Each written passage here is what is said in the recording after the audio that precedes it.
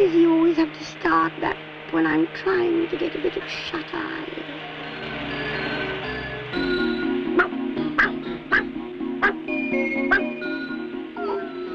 That's all I needed. I'm off somewhere quieter. Oh, you stupid fool! Mind your own business, spoilsport. Go and get out of it. What's the matter with everyone today? I was only having a game with a bit of cord.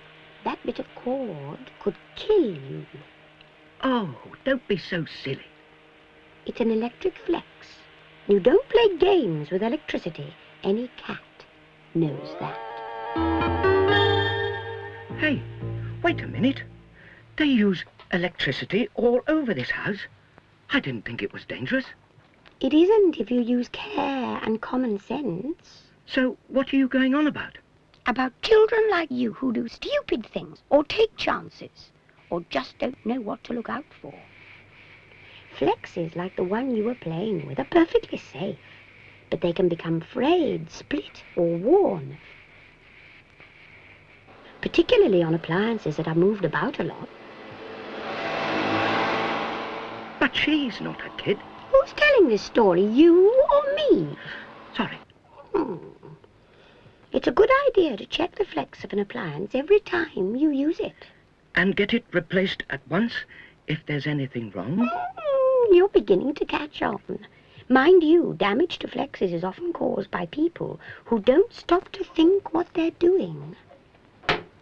Flexes are made to conduct electricity, not to stand up to very high temperatures. And they're certainly not meant to be used in a tug of war.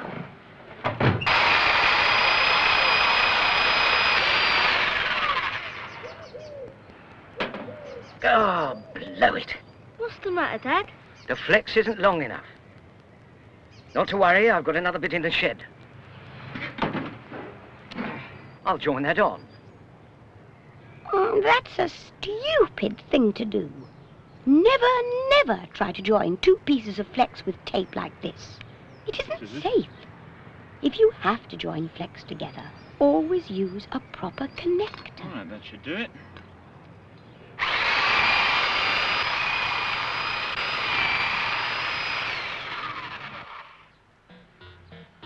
Joins made with tape are even more dangerous out of doors where they can get wet.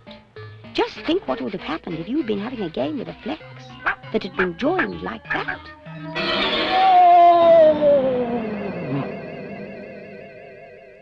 A lot of the things you were talking about were not the fault of kids at all.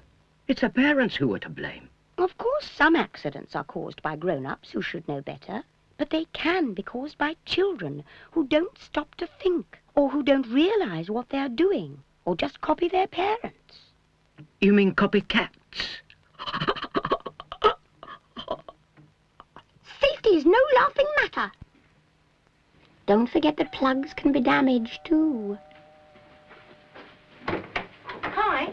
Here you are. I'm afraid the batteries are a bit flat, but you can plug it in at the mains. Great. Hey,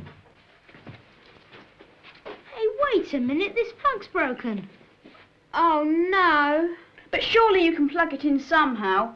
No, too risky. Wait a minute. I know it. There's a spare. Shouldn't you wait till Dad gets home? No. Fitting a plug is easy. There's a label that tells you what to do. Look. Green and yellow for earth, brown for live, blue for neutral. Fitting a plug may be easy, but it still makes sense to let a grown-up do it, or at least check it after you've done it. To make sure the right colour is in the right place?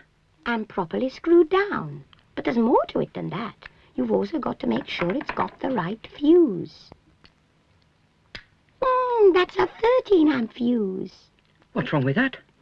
Fuses like that are meant to protect big machines like vacuum cleaners and spin dryers. Things like that cassette player only need a 3-amp fuse. That should do it. Put the plug in. That way you can be sure that if anything goes wrong with the appliance, the fuse will blow at once. Try it now.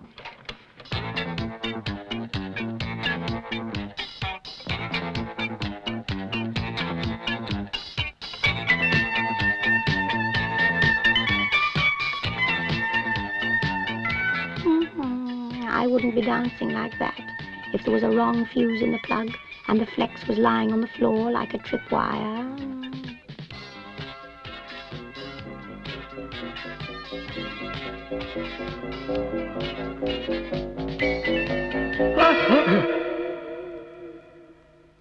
Oh, I didn't half give my head a bang when I tripped over that wire.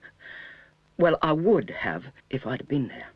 That's why flexes should never run across the floor. The shorter they're kept, the safer they are. I suppose you were too busy dancing around to notice something else. Eh? That socket the boy plugged into. What's wrong with that? It's best to have a separate socket for every appliance. Right now. But if you do use an adapter, make sure it's the sort that has a proper fuse. But it's still better to put only one plug in a socket. I'm glad I live in a nice, safe house. Every house is safe if people follow the rules. The kitchen is one place where you've got to be especially careful. There are more electrical appliances here than anywhere else in the home. There's also plenty of water, and water conducts electricity. Never, ever touch a plug or a switch or any electrical appliance with wet hands.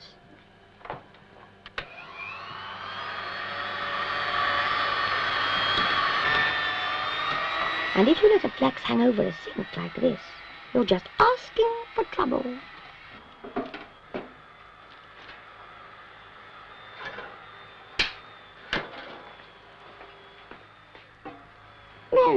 That's another stupid thing to do. Always switch off and unplug at the wall socket before filling kettles or steam irons. I never thought water could be so dangerous. Well, now you know.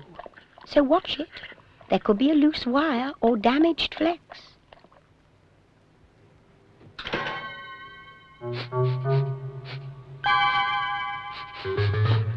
Just what I wanted.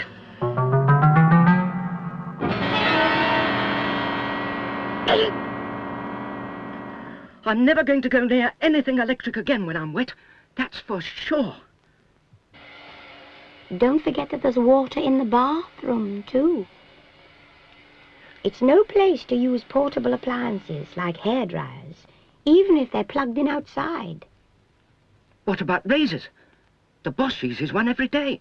Only because it's got a special socket which is safe for shavers only. And like all the wiring in this house, it was installed by a professional electrician. Well, I know I'm going to treat electricity with respect in future. There's nothing to be frightened of, provided you use... Care and common sense. Oh, exactly. Remember, keep your eyes open for worn or damaged flexes. And never join two pieces of flex together with tape.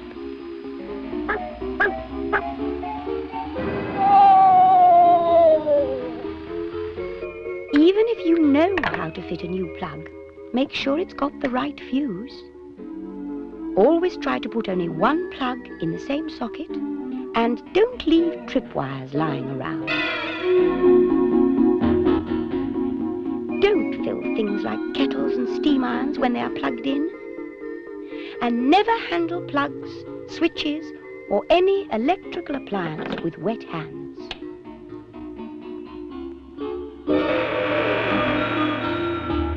Electrical accidents in the home don't happen very often, but even one accident is one too many. So follow the rules. And you'll be as safe as houses. Bring